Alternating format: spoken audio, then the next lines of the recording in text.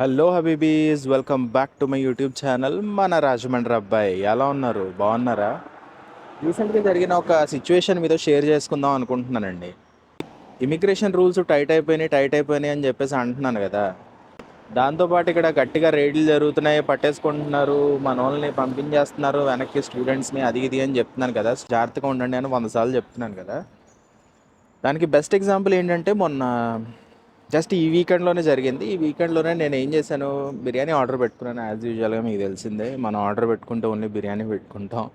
So అలా biryani order పెట్టుకున్నప్పుడు నాకు biryani has been your order has been picked up అని చెప్పేసి మెసేజ్ వచ్చింది. Fine, that's all, that everything is good.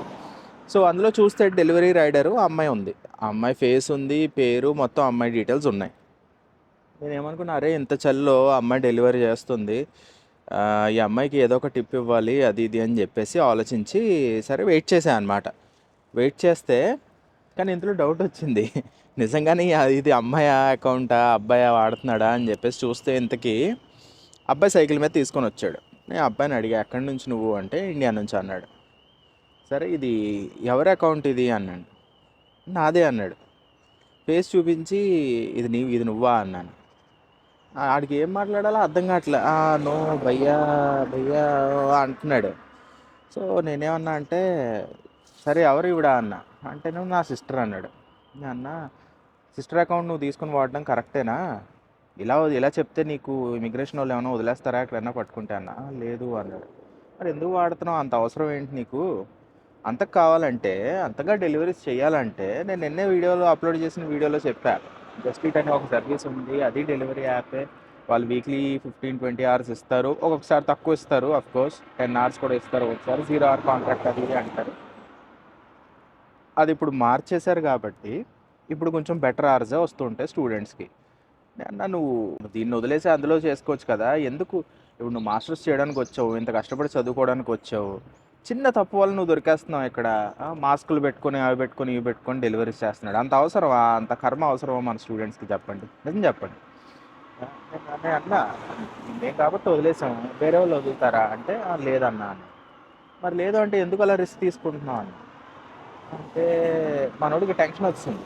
కాసేపు కూర్చొని ఫోన్ చూసుకొని ఆ అకౌంట్లు ఈ అకౌంట్లు ఓపెన్ చేసుకొని ఎవరికో ఫోన్ చేసుకొని చాలా థ్యాంక్స్ అన్న, చెప్పారు మీరు నాకు, రిపోర్ట్ చేయనందుకు చాలా థ్యాంక్స్ అన్న, అదన్నా ఇదన్నా అని చెప్పేసి అన్నారు. యూజ్ ఏముందండి? ఒకవేళ నేను ఇప్పుడు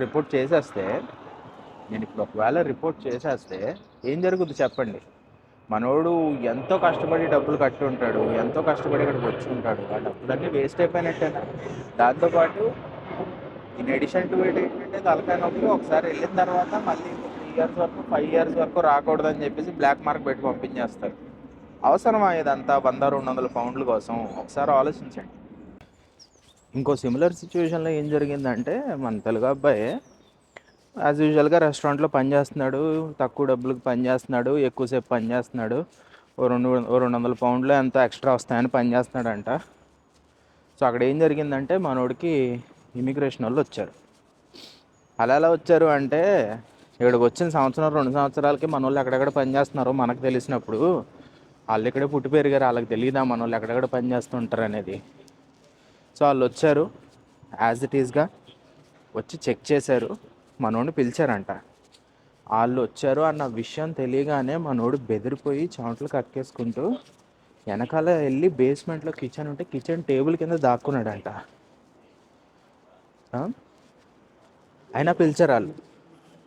పిలిచి మొత్తం మనోడు షేర్ కోడ్ తీసుకొని, షేర్ కోడ్ బీఆర్పి అంటే అదే ఆల్మోస్ట్ బీఆర్పి నెంబర్ అనుకోండి. ఆల్మోస్ట్ ఇప్పుడు ఈ వీసా కన్వర్ట్ అయిన తర్వాత ఇక్కడ షేర్ కోడ్స్ అంటున్నారు.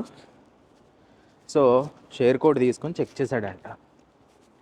చెక్ చేసుకున్న తర్వాత అదృష్టం ఏంటంటే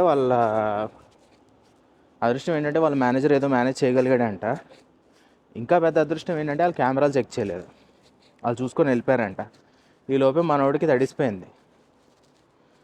మనోడు ఏం చేస్తున్నాడు? ఆ సిచ్యువేషన్లో కెమెరా చెక్ చేసి ఉంటే ఏమవుద్దండి? వారం రోజులంతా అక్కడే ఉంటున్నాడు. వాళ్ళ మేనేజర్ 2 రోజులు 3 రోజులు ఇక్కడ పని చేస్తున్నాడని చెప్పుకుంటాడు, అకౌంట్స్ ఏదో మేనేజ్ చేయించి ఉంటాడు. కానీ ఇమీడియట్గా కెమెరాస్ని మాడిఫై చేయగలడా? విషయం చెప్పండి. ఒకవేళ ఆ సిచ్యువేషన్లో దొరికితే ఏం జరుగుద్ది? రెస్టారెంట్ రోడ్డు మీద 2,000 పౌండ్లు ఫైన్ వేస్తారు, స్టూడెంట్స్ని డిపోర్ట్ చేసి దొప్పుతారు. సో ఎందుకు ఇంత రిస్క్ తెచ్చుకొని పని చేయడం అవసరమా? 100-200 పౌండ్ల కోసం ఒకసారి మీరు ఆలోచించండి. ఆలోచించి చాలా జాగ్రత్తగా పని చేసుకోండి. ఎలాంటి పిచ్చి పిచ్చి పనులు చేయొద్దు. ఒకవేళ మీ దగ్గర ఊబర్ ఐడి ఉంటే మాత్రమే పని చేయండి. స్టూడెంట్స్ ఊబర్ డెలివరీ చేయకూడదు, ఇది మాత్రం గుర్తుపెట్టుకోండి. ఆల్ రైట్, ఎంతో కొంత మీకు కొంచెం వాల్యుబుల్ ఇన్ఫర్మేషన్ షేర్ చేశాను అనుకుంటున్నా. సో జాగ్రత్తగా ఉండండి, జాగ్రత్తగా చదువుకోండి, మంచి జాబులు కొట్టండి. అనవసరమైన రిస్కులు తీసుకొని తలకాయ నొప్పులు మీదకి తెచ్చుకోవద్దు ప్లీజ్. ఆల్ రైట్ దెన్, మరొక మంచి వీడియోతో మనం మళ్ళీ కలుద్దాం. Until then you take care, bye, see you lighter.